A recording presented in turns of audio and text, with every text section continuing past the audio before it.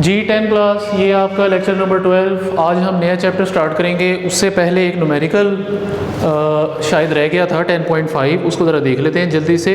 100 wave पास हो रही हैं एक पॉइंट से 20 सेकंड में। तो नंबर ऑफ वेव जितनी मतलब पास होती हैं, इसको फ्रीक्वेंसी का नाम देते हैं number of wave per unit time. तो नंबर ऑफ वेव 100 हैं, टाइम उसने 20 सेकंड दिया हुआ है, तो 5 हर्ट्ज़ फ्रीक्वेंसी हमारे पास आ गई है। और उसके बाद उसने कहा है व्हाट इज़ द फ्री मतलब फ्रीक्वेंसी, आपने एफ़ को जो है फाइंड करना है। तो एफ़ हमारे पास फाइंड हो चुका है, मैंने डायरेक्ट फाइंड किया। टाइम पीरियड भी आपने फाइंड करना है। टाइम पीरियड का फार्मूला होता है रेसिप्रोकल ऑफ फ्रीक्वेंसी, ठीक है, रेसिप्रोकल ऑफ फ्रीक्वेंसी। तो 1/5 करेंगे 0.2 हर्ट्ज़ आएगा, सॉरी 0.2 सेकंड आएगा, क्योंकि टाइम का यूनिट सेकंड होता है जी। उसके बाद वेवलेंथ आपको दी हुई है लैम्डा 6 सेंटीमीटर। आप इसको मीटर में कन्वर्ट कर लें 0.06 मीटर, ठीक है, लैम्डा आ चुका है। स्पीड फाइंड करनी है जिसका फार्मूला एफ लैम्डा है। एफ आपने फाइंड किया, 5 लैम्डा आपको दिया हुआ है, आप इसको मल्टीप्लाई कर लेंगे, आपका आंसर आ जाएगा। तो ये न्यूमेरिकल 5 जो रह गया था। अब हम नया चैप्टर स्टार्ट करते हैं साउंड का। 10 क्लास आपने पहला जो टॉपिक है साउंड, उसको करना है साउंड वेव, ठीक है, ये पहला टॉपिक है। उसके बाद एक्टिविटी है 11.1, यानी आज हम यहाँ तक पढ़ेंगे sound is produced by a vibrating body. ये दो टॉपिक हमने करने हैं, शॉर्ट से ही हैं, तो इनको ज़रा देखते हैं, स्टार्ट करते हैं। सबसे पहले साउंड वेव। तो साउंड के बारे में जब मैं आपसे बात करूँगा तो साउंड को कहा जाता है एनर्जी है। साउंड आप जानते हैं एनर्जी है, क्योंकि साउंड ट्रैवल कर सकती है एक जगह से दूसरी जगह।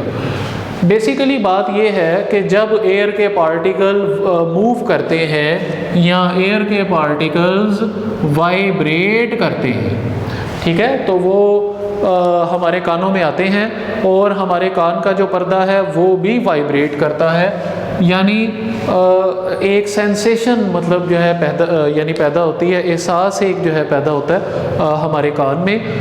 बेसिकली हवा में या एयर के मतलब पार्टिकल्स जो हैं वो ये हैं। तो जब भी कोई आदमी कोई बात करता है तो पहला पार्टिकल दूसरे के साथ जाके टकराता है और बाकी पार्टिकल्स अपनी जगह पे एज इट इज़ कायम रहते हैं, और ये टकराने के बाद वापस आ जाता है और दूसरा पार्टिकल आगे की तरफ जाता है। तो आपने देखा कि एक डिस्टरबेंस पैदा हो रहा है और वो डिस्टरबेंस वक्त के साथ साथ आगे ट्रैवल हो रहा है। तो साउंड वेव असल में इसी तरह ट्रैवल करती हैं।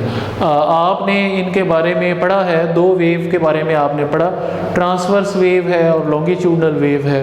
तो इनको लॉन्गिट्यूडनल वेव का नाम दिया जाता है, क्योंकि इसमें जो वेव है वो भी जिस तरफ जा रही है, मीडियम के पार्टिकल्स भी उसी तरफ जा रहे हैं, यानी ये दोनों पैरेलल है, ठीक है। तो इसीलिए इसको लॉन्गिट्यूडनल वेव का नाम देते हैं। तो आपकी बुक में भी उसने यही लिखा है, मतलब साउंड के बारे में काफ़ी सारी बातें लिखी हैं। हार्ट बीट जो है उसकी भी एग्जांपल दे दी है। डॉक्टर स्टेथोस्कोप यूज़ करते हैं। इसके अलावा गिटार है, उसमें भी आपको पता है स्ट्रिंग्स यानी आ रहे होते हैं। जैसे कोई भी मतलब जो है गिटार है उसमें ये स्ट्रिंग आ रहा है, तो जब आप स्ट्रिंग के ऊपर हल्की सी फोर्स लगाएंगे तो ये स्ट्रिंग दाएं बाएं मूव करेगा, यानी वाइब्रेट करेगा। तो जब ये वाइब्रेट करेगा तो एक ख़ास किस्म की आवाज़ पैदा होगी जो आपके कान सुन सकते हैं।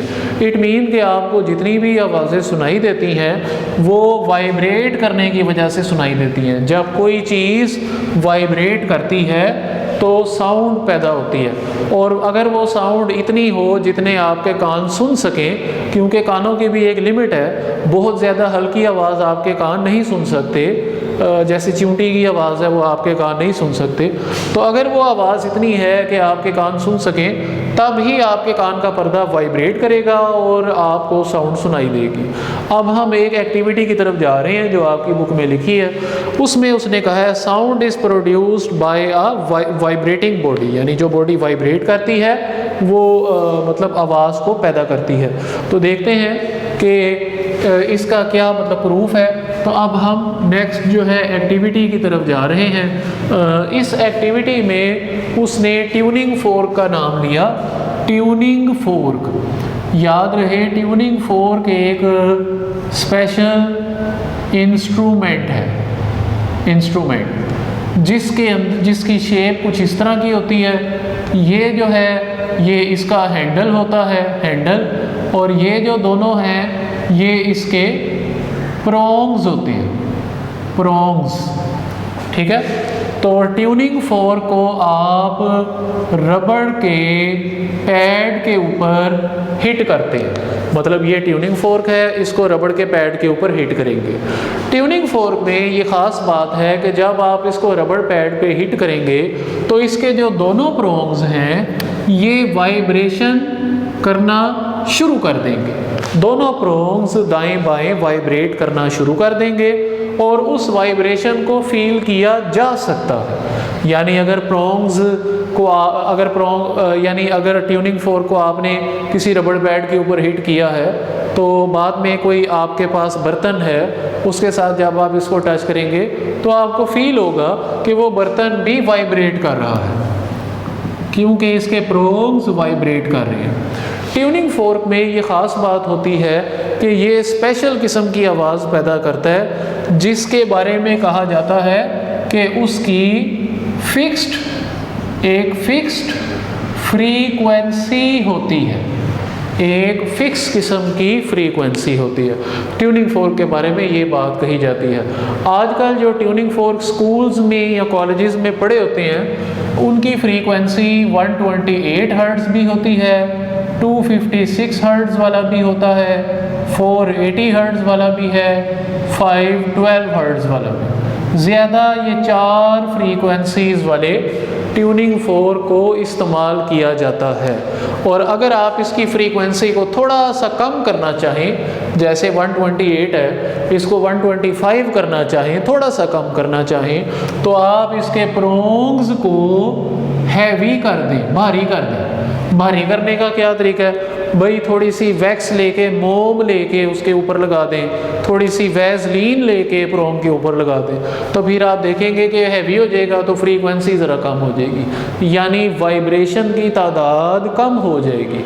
क्योंकि फ्रीक्वेंसी की डेफिनेशन है the number of vibration in 1 second. तो जब वाइब्रेशन कम हो जाएगी तो फ्रीक्वेंसी कम हो जाएगी। अब आपने करना क्या है, अब आपने ये ट्यूनिंग फोर्क लेना है और इसको रबड़ के पैड के ऊपर, ये नहीं कि जहाँ मर्जी दीवार पे मार रहे हैं या बेंच पे मार रहे हैं, नहीं नहीं, रबड़ पैड होता है उसके ऊपर आप इसको हिट करते हैं और फिर आप लेके आएंगे एक सिंपल पेंडुलम, और ये है सिंपल पेंडुलम, ये इसका बॉब होता है। ये जो ट्यूनिंग फोर्क है इसको इसके साथ टच करेंगे तो आप देखेंगे कि ये जो बॉल है ये मूव करना शुरू कर देगा। भाई जब ये बॉल मूव करना शुरू कर देगा तो वो इस बात का सबूत है कि ट्यूनिंग फोर्क वाइब्रेट कर रहा है। क्लियरली नज़र नहीं आता, यानी ट्यूनिंग फोर्क को मैं रबड़ के ऊपर मारूं और फिर बड़े गौर से देखूं तो मुझे क्लियरली नज़र नहीं आएगा कि इसके प्रोंग्स वाइब्रेट, क्योंकि बड़ी तेज़ी से वाइब्रेट कर रहे होते हैं।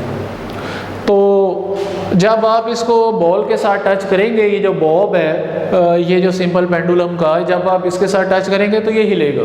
तो ये इस बात का प्रूफ है, सबूत है कि ये जो प्रोंग्स हैं ये वाइब्रेट कर रहे हैं। और एक तरीका और भी हो सकता है, आप थोड़ा सा पानी ले लें, वाटर ले लें, जैसे इसके अंदर वाटर डाला हुआ है, तो जब आप ट्यूनिंग फोर्क को इसमें डाल देंगे, जैसे ये ट्यूनिंग फोर्क है, शर्त ये है कि ये ट्यूनिंग फोर्क वाइब्रेटिंग होना चाहिए, वाइब्रेटिंग ट्यूनिंग फोर्क, यानी पहले इसको रबड़ पैड के ऊपर हिट करना है और फिर इसको पानी में डाल देना, तो इसमें छींटे से उड़ेंगे, पानी के छींटे उड़ेंगे, पानी के ड्रॉप्स आपको उड़ते हुए नज़र आएंगे, जैसे ये पानी के ड्रॉप्स हैं ये उड़ते हुए नज़र आ रहे हैं। तो भाई इसका मतलब है कि पानी में एक हलचल सी आ चुकी है।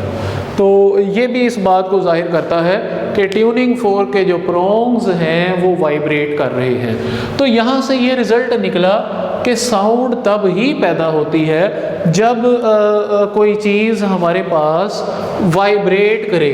और याद रहे कि वाइब्रेशन का दूसरा नाम ओसिलेशन और एक और नाम है सिंपल हार्मोनिक मोशन। इसके बारे में आपने चैप्टर लास्ट वाला जो है उसमें बड़ी डिटेल से पढ़ा, simple harmonic motion previous chapter में आपने पढ़ा। तो ये भाई ये तीन नाम। तो जब भी दुनिया में कोई चीज़ वाइब्रेशन करेगी, सिंपल हार्मोनिक मोशन करेगी, ओसिलेशन करेगी, तो वो साउंड प्रोड्यूस करेगी। वो साउंड सुनी जा भी सकती है और नहीं भी सुनी जा सकती, वो आपके कानों के ऊपर जो है वो मतलब डिपेंड करता है। तो ये था जी आपका लेक्चर।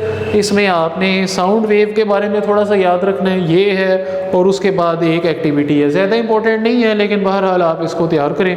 तो बाकी फिर नेक्स्ट टाइम इंशाल्लाह। Thank you 10 class.